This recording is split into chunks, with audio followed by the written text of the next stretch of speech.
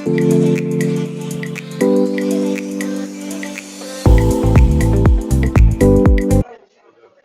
welcome. Signature Northwest First Sales Meeting.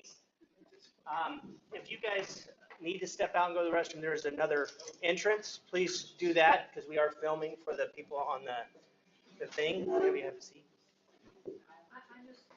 I know you're. Okay. And so we're going to get started today, and we're going to start off with buyer and seller needs. Anybody have any buyer or seller needs? We'll start off with Roya. So we have a single story, 89123. It's a 3-bedroom with a pool and RV parking.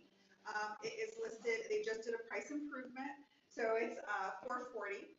We also have a single story in Henderson, 2-bedroom, and it is a no HOA. Both of those don't have HOA, and that one's $335, and it had an appraisal done at $380. So really, this is the time for you guys to get your buyers to come that way. Very good. Pretty much it. Anybody else? Tamara. Free listings right now that really need some buyers. So all sides of town, we have one up in Providence, and that's at 525. We've got one in Henderson over at the Open Highlands, and we just did a $10,000 price reduction, so that one is now $448. And then we've got North Las Vegas in a single story community. So got something for everybody. So Very good. the signature. Help her out. Anyone else? Yes. I've got a single story in Lynbrook, 89131, 3-bedroom, 2-bath, 1,600 plus square feet, at 420 gated. Nice. Anybody else? Yes. What's that? I have a townhouse, 89121, 1,400 going to be live on Friday. Let's get to 270 for you guys to see that. Very good. Anyone else? Okay, gone. All right. Many of you should have received an email from me yesterday, I believe, about the Real Scout training. How many of you registered your Real Scout? Set it up. How many have not? Is it because you didn't get a link, or you didn't see the link, or just haven't got to it? Okay. Well, I would say do it, play around with it, and be on that training. It does some great things. So I've been playing around with it. First thing I did was set myself up as a lead and set myself up on a drip so I could see what it looked like coming in, and it's nice. And then the next thing I did is I went and I set up my contact management system, Follow Up Boss, what I use, that if a certain tag is assigned to a lead, it automatically sets them up in Real Scout. I tested that worked. And then I set up my Zillow and my Realtor.com that if I ever get a lead from there, that it would automatically go in there as well. Well, I got a spam junk lead through Zillow, and it went in there, so it does work. But there's lots of things you can do. There's also a landing page that can be like a single page website that you can drive people to for traffic. So there's lots and lots of stuff, but this training tomorrow will help you start to set that stuff up and utilize that tool to its full potential. It's a great tool. I know Pete's using it.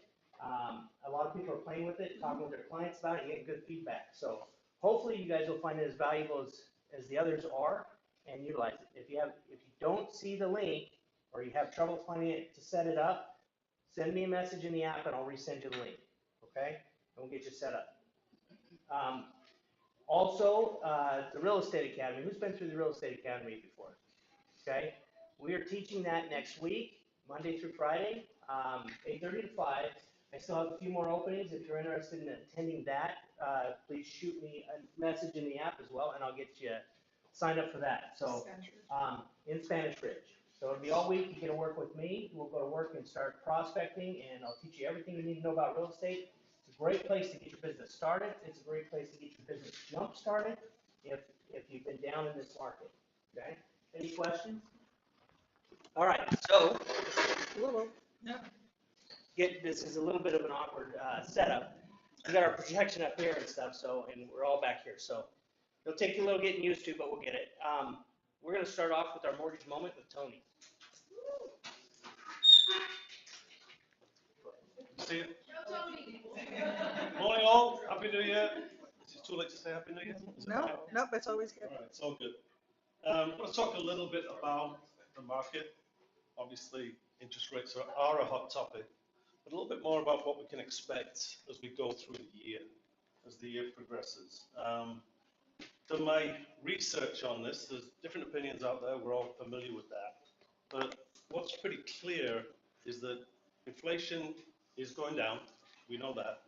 Down 6.5 based on December's information compared to 7% the month before, and even as high as 9% back in June, back in the middle of summer. So definitely headed the right direction. Interest rates will follow inflation. And if you track this at all, or have been staying in touch with Yellow, you'll know that rates have also been going down. Yes, not as quickly as we would like, or as far as we would like, but definitely the trend is good. The trend is very positive. I want to talk a little bit about supply and demand. Obviously play a role, and interest rates obviously impact demand. There's just no getting away from that. Interest rates are also driven by inflation. Okay? The economy is slowing. I think there's no secret there. Are we in a recession? Are we not? I think most people will tell you we already are. But the thing about a recession is often you don't know until you're about a year into the recession.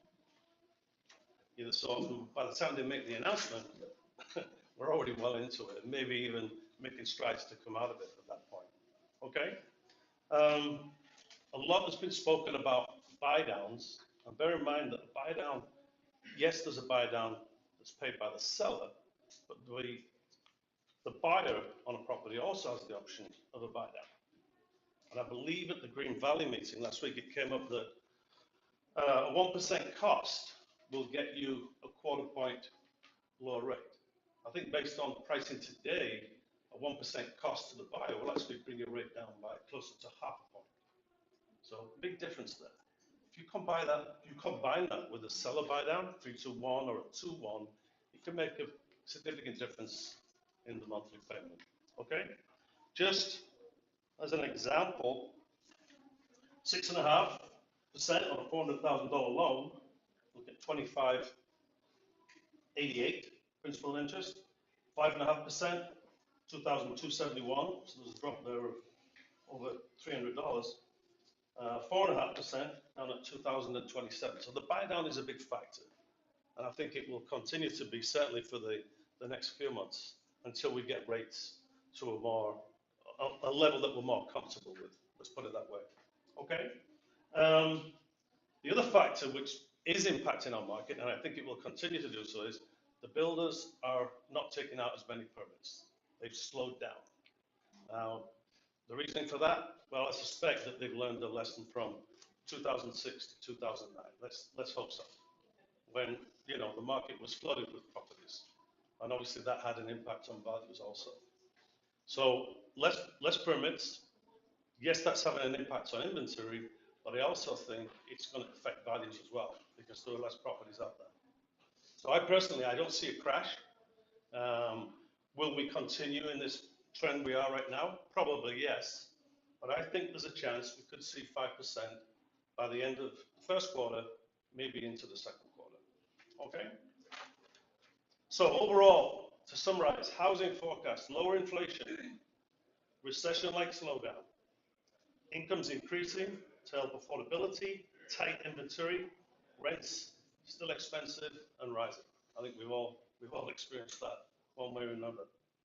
Mortgage rates forecast, pros and cons if you like. Cons, the downside, global quantitative tightening, lack of foreign central bank buying, okay, does have an impact. What's going on in Ukraine impacts us as well. We all know right now. Does have an impact. We're in a worldwide economy. Pros on the mortgage rates, lower inflation, excess retail inventory, increase in servicing value. Those service companies, Weststar is the one that comes to mind, that adds value to the mortgage, okay? And recession is likely, and rates typically do decline during a recession. So I think we can expect pretty much where we're at right now for the next few months. Fingers crossed, and I hate to put it in those terms, but second quarter, I think there are some positives on the horizon. We just got to get through this period. Okay? Does that make sense? Any questions? All right. Hopefully there's some nuggets there you can take away. feel free to contact me, or you've got a pretty good representation today over there, so Happy New Year.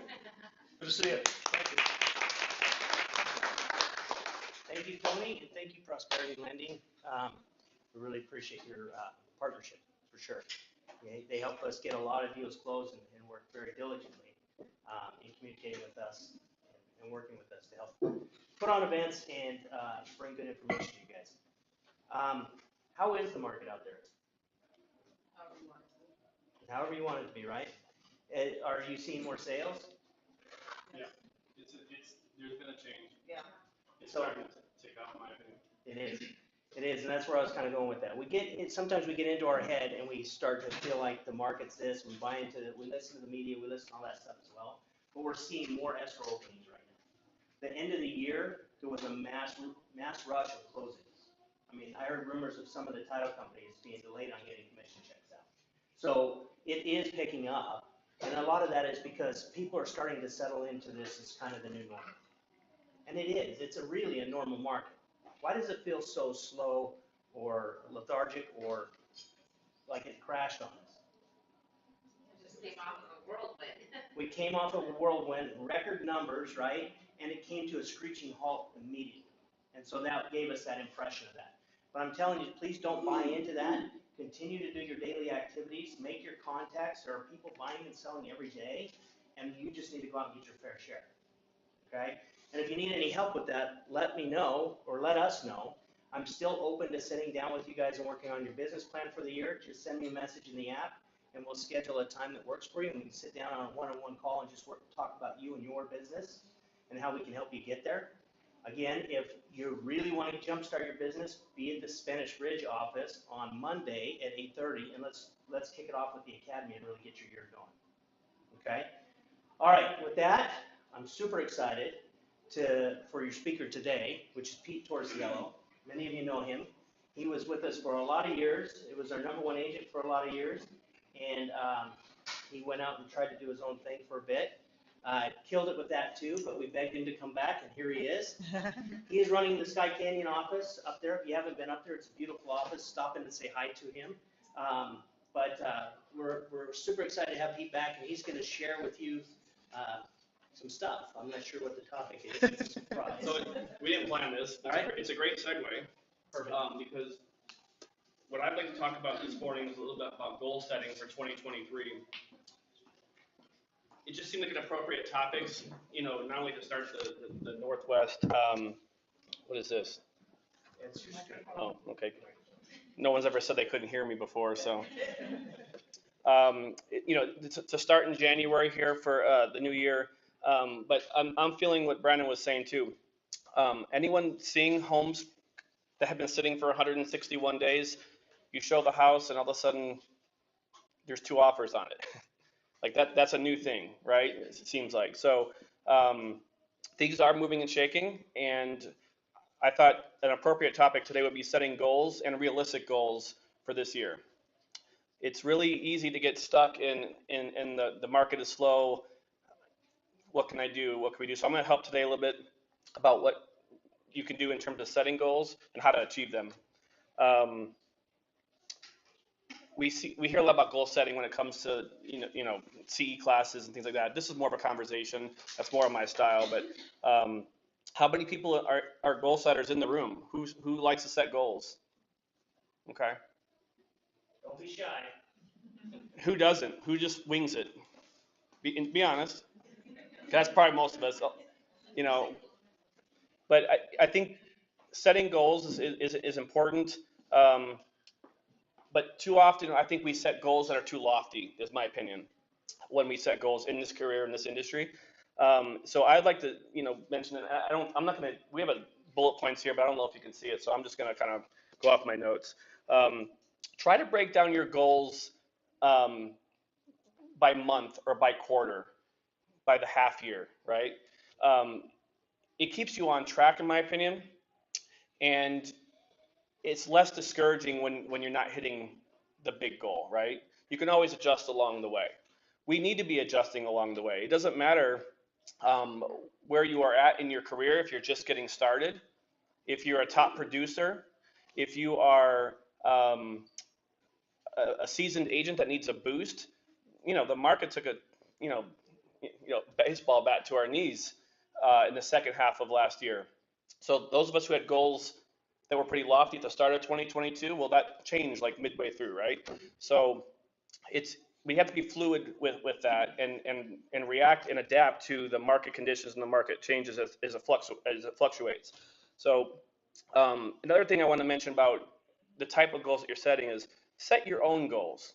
Okay, those of you who have been in my office or been on my team, we've talked about this in the past.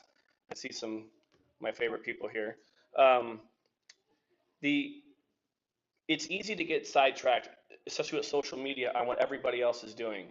Okay, I need to do this because they're doing it, or Roy is doing this, so Pete needs to do that, or Janet's doing this, and Justin's like, well, I need to be doing that. So I think that you have to be successful in goal setting, you have to set goals that are realistic, achievable, but also that are your goals. Okay, you could be a brand new agent, you got to start somewhere, versus someone who might be doing this for 20 years, might have a different set of goals. Okay, so I think your expectations and goals should reflect where you're at in your business. Adapt and don't be discouraged is what I have here on some bullet points, right? Adapt means, look what happened last year is a perfect example. Okay, we can get down, like Brandon was saying, and just feel like we can't do anything or figure a new path. Okay, why did you choose your career in real estate, right? Set a goal. Why are you in the business? Everyone's got a different story on why you're here, and your goals should reflect why you started in the first place and where you're headed. Okay, so I think we need to be laser focused on those kinds of things. Second topic here is don't wait to get started. It's the middle of January already. So if you haven't, those of you who didn't raise your hand, and those of you who raised your hand, you really didn't set your goals. You just want to look impressive. Brandon's standing right there, and Shelly's here, and you have to get going, right? Because what we're doing right now, pending transactions today are February closings, right? First quarter ends end of March, right? So we have to get started. Don't wait to get started, okay? Business isn't falling out of the sky like it once was. This is what I'm saying. Brendan segued right into some of these talking points. We have to go work for it. You got to go out and get it, okay? We happen to work for a company that has a lot of resources, a lot of tools, a lot of great leadership. Being here at the meetings to start, the academy next week's to start, we have to get going, okay? Because before you know it, half the year's over, and you're wondering, where we're at and where's the business, and I always say, well, what have you been doing, right? What were you doing in January? What were you doing in December during the holidays, and so on and so forth? So stay busy. Remember, that you're your own boss, right? No one's going to push you other than yourselves, okay? Unless you have a team leader or a broker or someone like that. But you have to be doing things daily to get to your goals, okay? How much time are you committing to your business? Okay, we talk about this all the time, right, Justin? How much time daily, weekly, monthly are we committing to our business? What are you doing in your downtime? So these are some questions that I'm just throwing out there to kind of be thinking, right? What are we doing in our downtime? Are we studying? Are we researching? Are we prospecting? Are we attending meetings, CE classes, whatever you have to do, right? Canvassing, marketing. Another way to get there, stay engaged, okay? Stay engaged with your leads. Real Scout, by the way, just to kind of touch on this, okay? Again, this is off script, but Real Scout is a fantastic tool, okay? So far that I've seen. Feedback's been great. It is really a good tool for your buyer searches. You are going to get notified every time they look at a listing once, twice, 3 times. If you haven't signed up, registered for it, get going on it. You're going to love it, okay? So you don't have to do the opt-ins. Last week's meeting was really good about, talking about this, and there's a training, is it tomorrow? Super user-friendly, but it's a good tool, and I think that this is what, if you're going to start with one goal today, get on Real Scout, okay? Stay engaged with your referral sources. Find a target audience. Work your area of preference, folks. Work where you feel comfortable, where you want to target, and don't get discouraged by people who are also working your area, right? It's a big city, but it's, there's a lot of people, certain, if it's your neighborhood or a master plan or a certain area, I always say just do it better. Do it more consistently, okay? Don't yield to another agent that's working the area that you want to work it, that you want to work. And I'm talking about like your neighborhood, okay? Or, places of business or where your spouses work and things like that. Jump in there and just do it more consistently and do it better, whether you're farming or mailings or whatever you're doing, okay? Social media, whatever you have to be doing. Don't assume that they're doing it as consistently as you might be, okay? And that we get trapped in that kind of stuff all the time. Be present in people's lives, okay? Be present with your friends, your former clients. Don't always be selling to them. Find subtle ways to engage with them without selling, because nobody wants to be sold to, right? We know that. And then going back to what I mentioned before about effective marketing that you can stick with, you're going to stay doing the things that you like to do, okay? Brandon's going to teach a whole week worth of different ways to go out and get business. There are things I like to do that I do well. There are things that David might be doing that that I don't like to do as much as he does, and so I stay in my lane and I stay focused on what I like to do.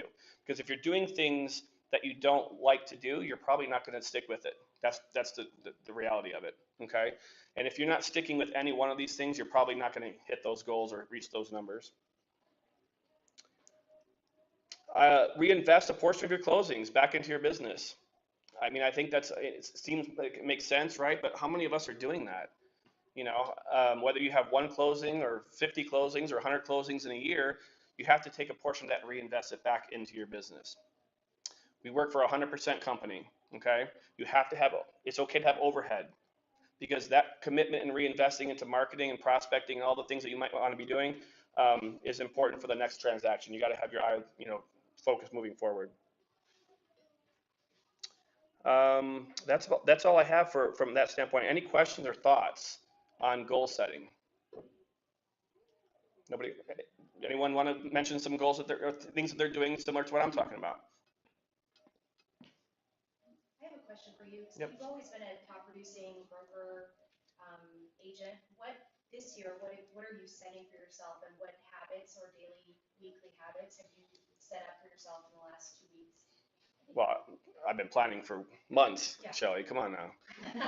4 months. 2 weeks. I didn't just get started here. Good point. So, full disclosure, my goals have changed. Okay, Brandon knows. We've talked about it. I've consistently sold over 100 homes per year as an individual. Okay, and I've done that for about 8 years in a row. Well, I didn't in 2022. Okay, so that doesn't mean I forgot how to do what I'm doing, or I'm not good at what I'm doing, or the world forgot about me or my client, but you still stay engaged, but you have to recalibrate your goals, okay? There are external factors every year. We have a lot more competition. Even going back a year ago, even 2 years ago, how many more licensees are we competing with on a regular basis, right? I can't be everyone's neighbor, best friend, cousin, boyfriend, girlfriend, boss. I mean, there are people in our industry that have so many contacts in real estate. So we have to be, recalibrating and adjusting our goals. So to answer your question, I'm not shooting for 100, okay? I'd like to hit 75 this year, okay, as an individual, okay? So I'm adjusting as I go as well. How am I going to get there? Well, like you mentioned, I'm very consistent with reaching out to my former clients, staying engaged with the people in my life, okay? Where I can get better that I've kind of, pulled back from a little bit is spending dollars on marketing, okay? It's really easy when things are going well to just keep going because I feel like the business is coming at all angles. Well, when things settle down a little bit, I feel like I need to go back out and reach a little harder and start doing things that maybe I did 5 years ago or 2 years ago, whatever. Okay, and a lot of that for me is marketing, investment toward marketing. So that's my honest answer to your question is what am I doing? And that's kind of what I'm saying is it's okay to humble yourself and say, okay, what am I doing? What can I be doing better?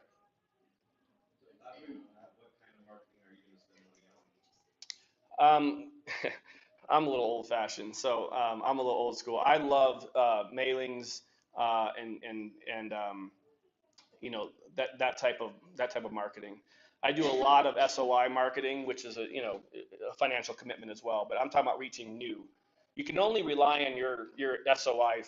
You can only stretch them so far, right? Um, Part of what I've seen in my own business that's changed is that I worked with a lot of seller buyers, right? A lot of move up buyers or downsizing type buyers, or sellers and buyers. So you're selling a house and buying a house. So that counts for two transactions, okay? And you'll notice anyone that knows me, I don't talk in volume. I know we talk about sales volume. I'm a transaction guy, number of transactions, because that's to me how many times I'm getting hired. Okay, volume can fluctuate based on sales prices, years. If you're in the luxury market, for example, you don't have to sell 75 houses to hit your goals probably. So, but I like doing some kind of old-fashioned traditional things. So I'm a newsletter guy. I'm a mail guy. I'm a that kind of thing. So, but I've gotten a little bit away from it. Just sold, just listed, things like that. By the time brochures are done, or that houses were coming off the market so quickly that it was kind of hard to keep pouring money into things that were gonna be tossed in the trash. So, does that answer your question? Okay.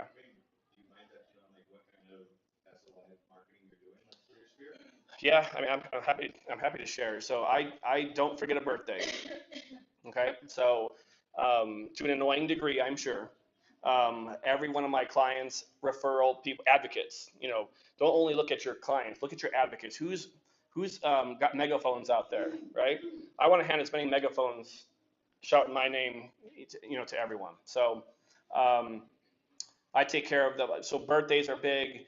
When I mentioned stay engaged, be present. Social media is a good tool nowadays to know when people's birthdays are, when someone's pet dies, things like that. I've been known to send flowers when someone's 15-year-old dog passes away. So it's stuff like that. Okay, again, subtle ways of being present without selling. I rarely use the words, do you know anyone that needs to buy and sell real estate? I mean, I sit in meetings just like this with you guys, and I hear, do you know anyone that wants to buy and sell real estate? That's just not my style. If it's your style, great. And I'm sorry if that's what you teach, Brandon. I got to be careful because he's doing an academy. I should be there next week and watch you. So, but I'm not poo-pooing on what anyone does. It's just what works for you, and that's been my whole thing. Okay, so I try to stay engaged as much as possible. Roy, I think you talked about it at the meeting. Was it last week? Networking. Okay, I'm not a networking guy. Okay, so I have 2 kids. I'm a 12, 14-hour a day work guy. So I don't usually spend a lot of time going to those kinds of things. I kind of just more focus on my business and things like that. So, but it works for you, right? And you brought up some great things. So you got to find things that work for you and do that.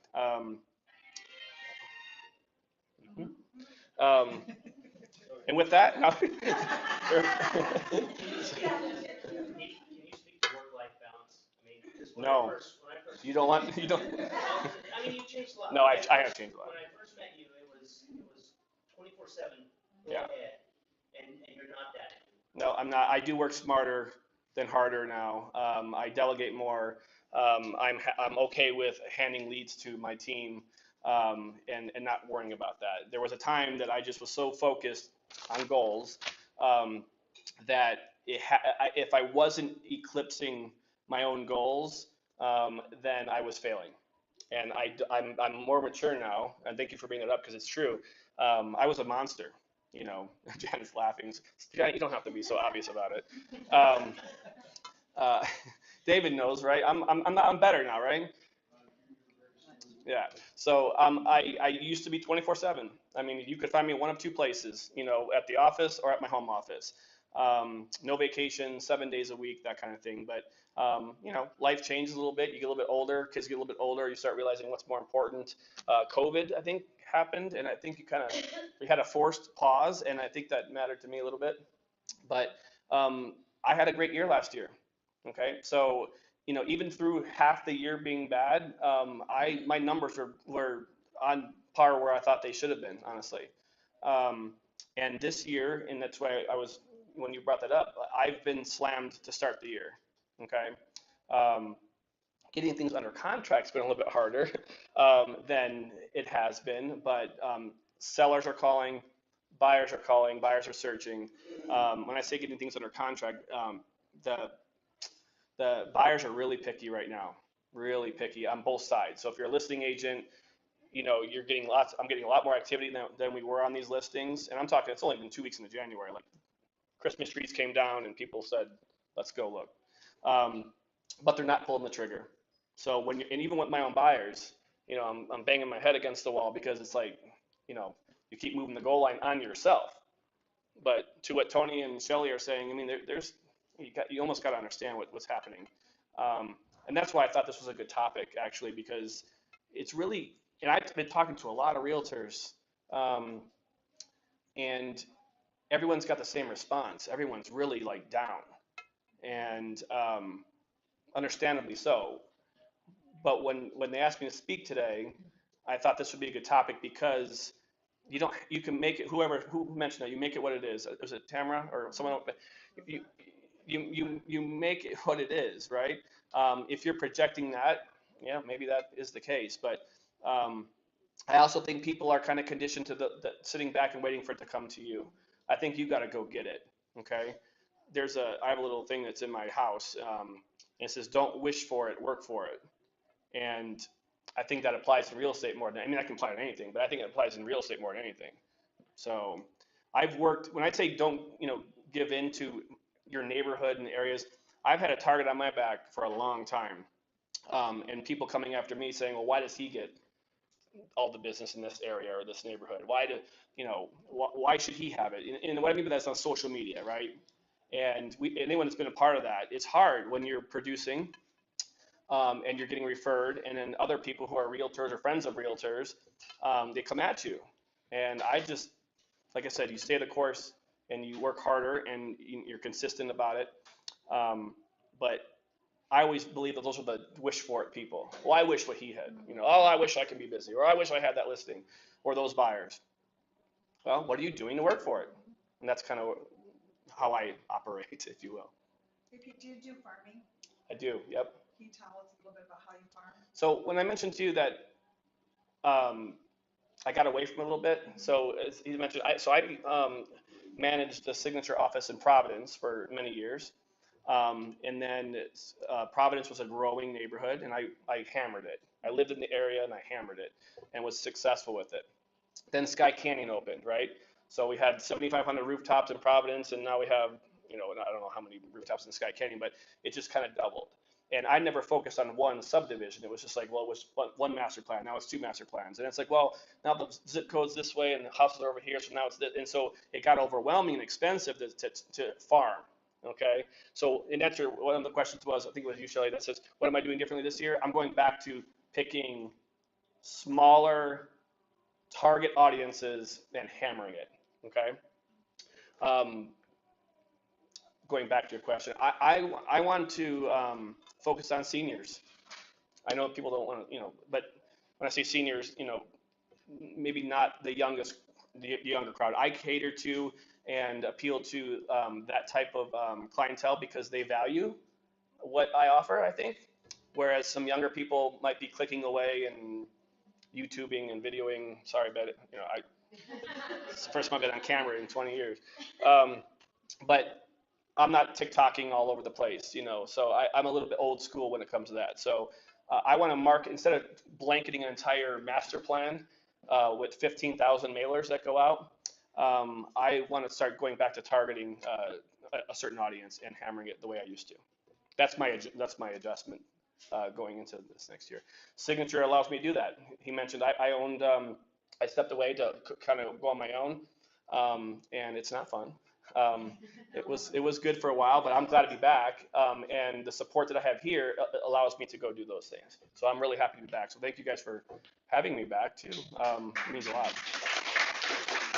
And I got to bring my team back with me too. So. Any other questions that could be helpful? I hope this is helpful. I don't mean, I'm known to kind of ramble, so I apologize. Justin's, you don't have to, they get it. You don't have to nod. You don't have to. Anything else or anything I can be helpful with, guys? All Pick right, his brain. sounds good. So Thank when- you. Yeah, thank you, Pete. We really appreciate it. He was nervous for a few days, but he's got it. But So when you're starting your farm, like, because I'm kind of going back to the basics again too, right? Yep. Like go back to the small controlled areas and things like that. What are you doing different besides just sending the postcard? Like, because to me, I feel like the postcard, if it's just a just sold and just listed, I mean, yeah, okay, great, that's. Well, that's not what I do though. So, yeah, I mean, so I think I'm a content guy. Okay, so just list or just sold, that's what your sellers want you to do. Do what you have to do to appease your sellers, whatever. But if you're offering valuable content that people will save and hold on to, that's what I'd like to do. So newsletters would be better. Some kind of content that we can create. And also not just mailers. I mean, I'm going to jump into the 2000s. I think like a constant contact or something like that with the email newsletter is good too. Yeah, because like I do a selling brand, so I do Buffini, right? And I have like that monthly item of value. Well, I literally like hand write on each envelope on each person that goes to my sphere. So I was kind of thinking, would that be something of value to do to a farm area? Now I don't know those people, but seeing a handwritten something that goes with that Yeah. item of value, that's a timely activity, right? But we might have more time now. This is true. Potentially. This So. is true. Definitely have some more time right now. So, like stuff like that would be valuable to start up a new farm, you think, right? Because like you said, my problem is the same thing, right? Your SOI is only gonna get you so far. Yep. You need those new contacts. You got to keep putting people in the pipeline for sure. Right, Yep. right. So And then- that and when- would be something that's attractive enough to bring people into the new pipeline. And when that's happening, your SOI is going to surprise you with referrals and themselves, and then you have the new business coming in. So you really have to have a balanced approach. If you only rely on your SOI, that's going to be frustrating. Sometimes. And if you only spend money on marketing and you're not networking like Roya or doing other things, then that's going to be tough. And I think that a lot of people do that, right? It's the hot thing of the day. I'm going to pay for this. I'm going to pay for that. Well, if you add up what you're spending and all that, and you find out there could be other low cost marketing, and I've taught a ton of low cost marketing. If we ever do another topic, low cost marketing ideas. I mean, I have notes and topics on this like you wouldn't believe, because I'd like to reach more for less if possible. So that's just what I do. So I've been doing a little research on reverse mortgages selfishly for myself, but also learning that since you're targeting the seniors, is that something that you've thought about putting, working with something like that? And I don't know if Shelley or Tony has any information on that, but. I'm not that specific when I say targeting seniors. That's not what I'm doing. I'm just saying, doing the content that I'll be sending to, but maybe targeting and the title companies and all these. There's so many tools out there to, people who've been in their home for 15, 20 years, that kind of thing. So I haven't been that specific, but that's a good segue to the content that we're creating, right? So there was a fantastic meeting at the Spanish Ridge office in December on probate. Mm-hmm. If you didn't see it, go back on the signature YouTube and watch it. And what was the agent's name? I'm sorry. Oh, sorry, Brandon, I'm putting you on the spot.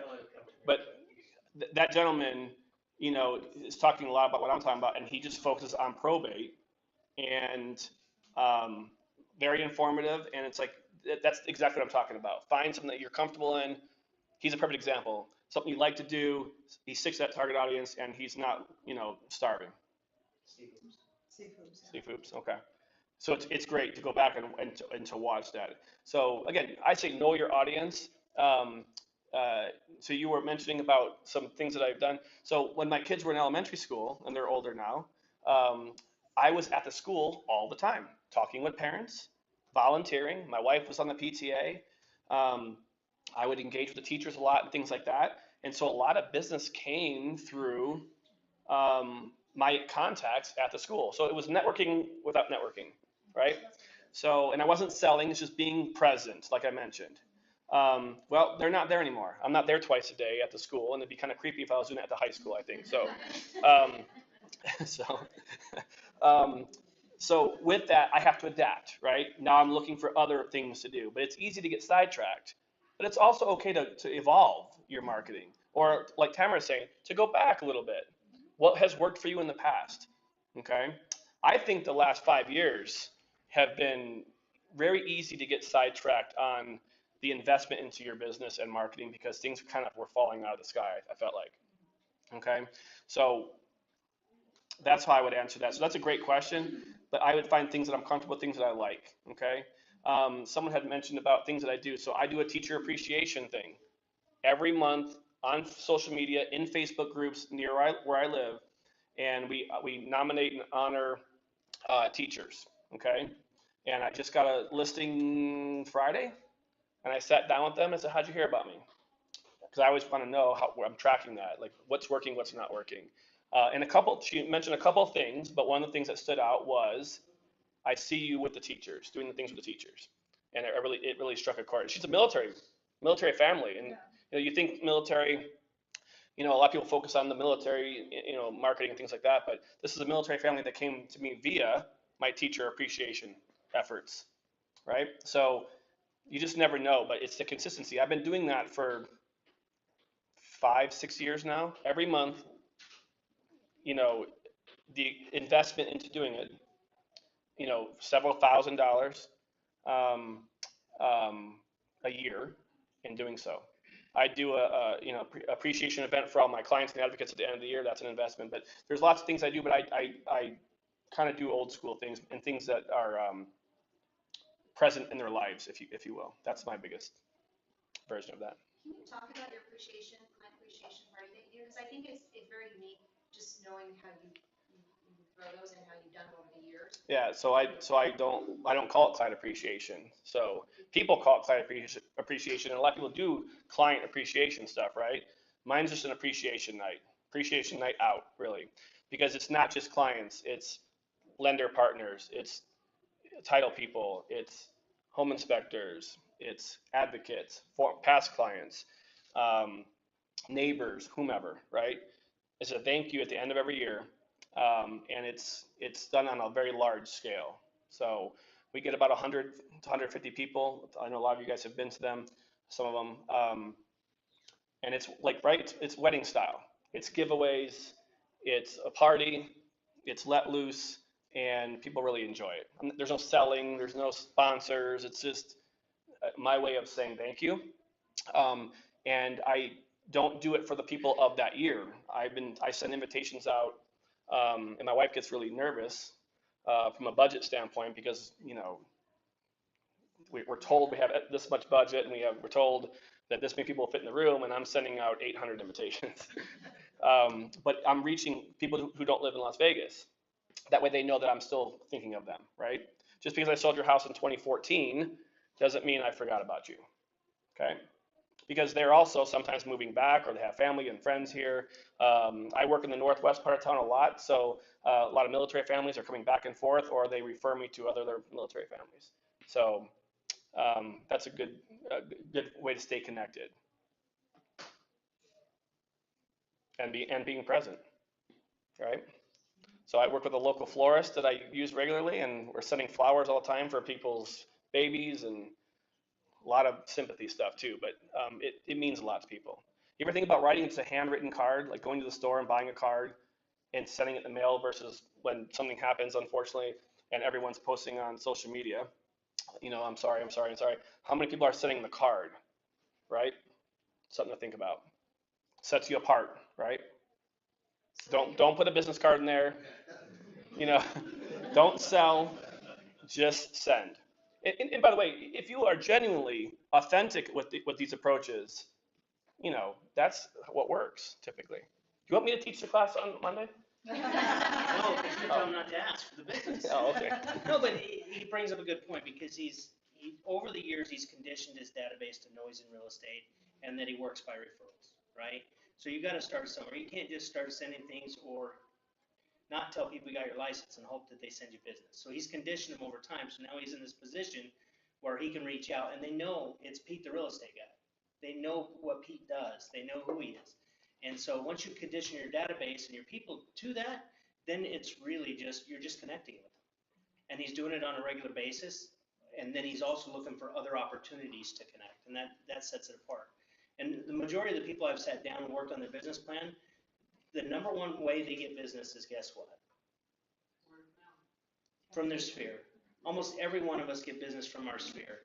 And that's something you have to have in your business. That's a strong pillar in your business. But like Pete said, you can't rely on just one source of business. Because if things change, you're out of business. Like if all you do is work expireds and the market shifts and there's no expireds on the market, what are you going to sell now? You see what I mean? So you have to diversify. But one thing you really have to have is that sphere, and you have to take care of them. And it starts with first, get them in an organized manner. Do you use a contact management, or how do you keep track of all your database? So again, I'm a little old school. I just use Outlook. I'm an Outlook guy. It's all there. It's all my calendar, birthdays, all that kind of stuff. And I use Constant Contact for content, things like that. And that's why I'm really attracted to Real Scout, because it's another version of that. But you wouldn't want to ask me about those kinds of things. So I'm kind of more old school with that approach. Do you do a lead gen or anything like that? Like, Zillow, Realtor, any of those crazy things? I don't. I mean, I have. Yeah. I have. I'm not saying I haven't. I have. But I feel like it's more effective with the people who know and trust me already, than to be overspending on those kind of leads. I'd rather spend his money on people he knows that already trust him instead of trying to gain the trust. But here's the thing, you are the person I want to ask about the contact management stuff, because so many of us focus on trying to get the next greatest and best contact management system, and he just uses what works for him. He's got them in one place where he knows where they are and he knows how to work it. You don't have to have this expensive contact management system, but you do have to have all your contacts in one place. I don't care if it's an Excel spreadsheet. Yep. But it's about getting all that together. And when I ask people, how many are in your database? Well, I think well, you should know that number, first of all, because it should be in a database.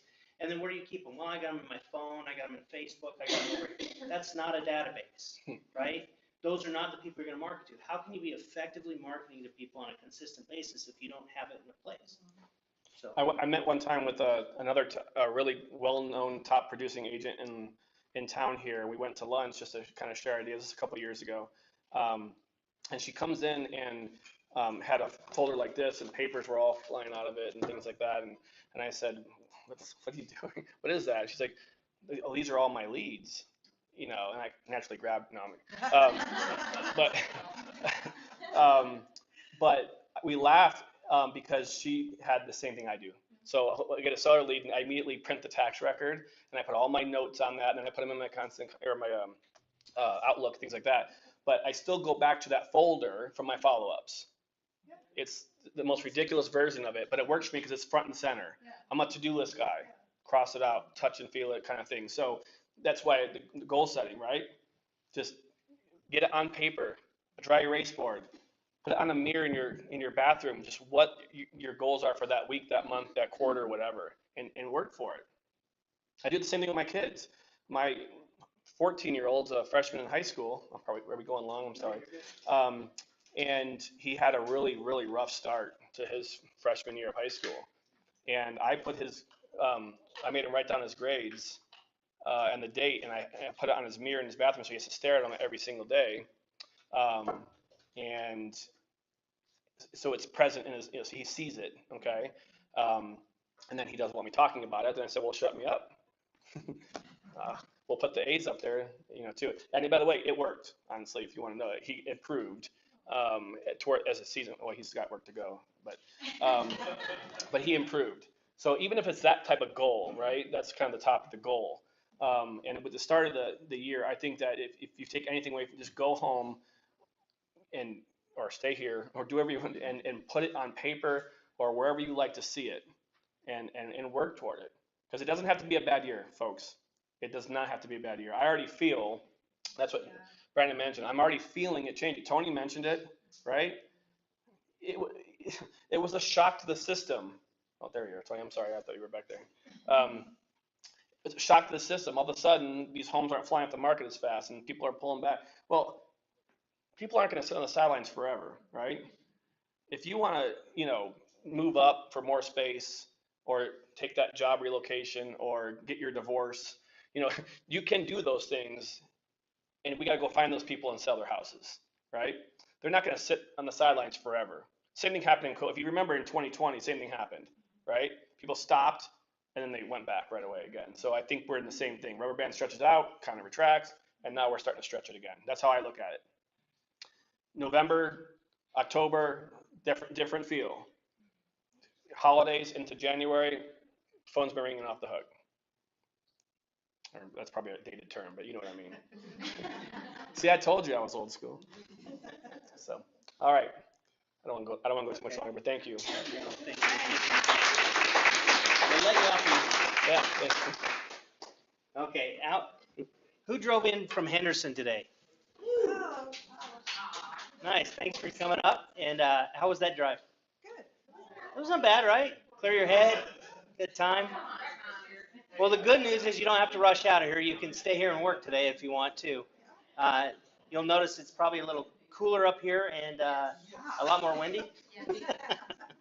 So, right. So when you start with your goal setting, I mean, how many of you look into the future? Like, how far out should you be setting goals? And you have the monthly, quarterly, like what he was talking about, but then you also have like a 5-year and 10-year plan too, for me. And that's where I'm going with that. How many of you really look 5 years or 10 years out? I mean, because like I would start with where do I want to be in 10 years? I mean, before I set my goals for this year, where do I want to be in 10 years? And then what does 5 years look like? You know, and 3 years out. Because when I set the goals for this year, are they in line with that? Because a lot of us just pick a number out of the air. You know, what's a good number to say I want to sell this year, income wise? Almost everybody picks 100,000, right? Is 100,000 enough money to do what you really want to do this year? Like, reverse engineer it. You know, how many vacations you want? What's that going to cost? You know, what's your expenses to live? How much money would you like to put in the bank? Where would you like to be at the end of the year financially, right? And then work into that goal.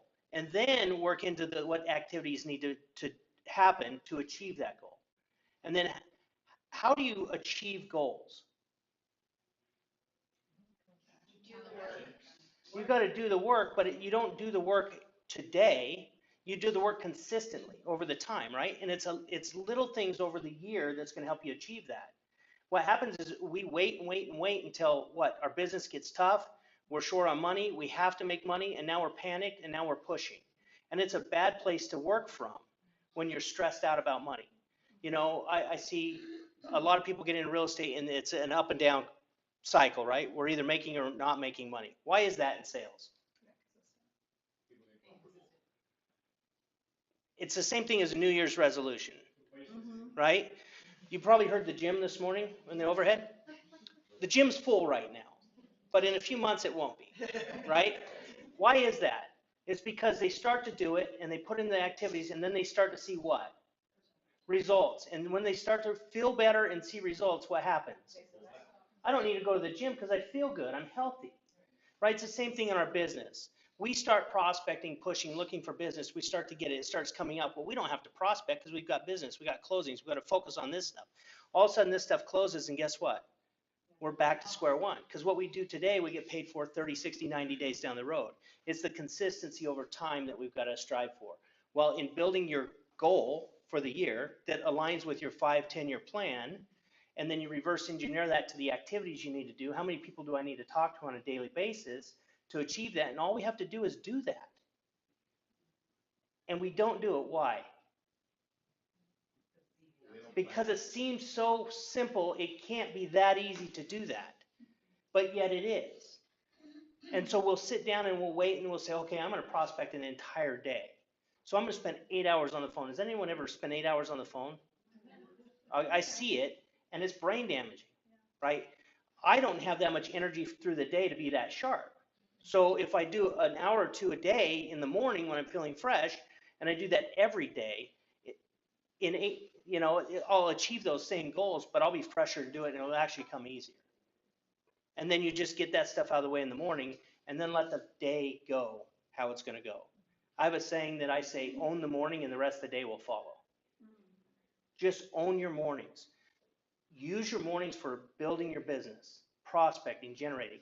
Then after that, everything else will take care of itself. I know this because it already does. You already get your paperwork done, you get your listings on the MLS, you get all that stuff done, you babysit your files, all those things happen to close. But sometimes we let that get in the way of the business, but it always happens, it always works its way out. But if we do own those mornings and go get our business generating in the morning, you'll feel better about your day and you'll actually achieve more through the year. Okay, so I challenge you, sit back, think about your 10-year plan. Where are you going to be in 10 years? And it's tough. As you get older, 10 years goes faster. Like all of a sudden, things change. Your goals change. What you truly want changes. And so start thinking about that and start thinking in the future, because otherwise you're starting too late. You know what I mean? You still achieve those things, but it's not the same. You got to collapse the time. Okay. Any questions on today? I appreciate all you guys coming up here. Hope the breakfast was good. We're getting things figured out. We'll lay the room out a little bit different next time. It is a little bit awkward. We'll move everyone closer so you can see the TV. But it's trial and error. So, but feel free to look around the office. We've got offices for rent. Anyone who lives up here would like to work out of the office more. We got plenty of room. And we even have some space up in the Sky Canyon office too, which is beautiful too. And since you're up here, if you haven't visited that Smith's up there, you know, the one with the bar in it, it's kind of a tourist attraction. You're already here, so you might as well go visit the Smiths and swing into the Sky Canyon office and see it. So, okay. It was good to see all your guys' faces, and let's go get it.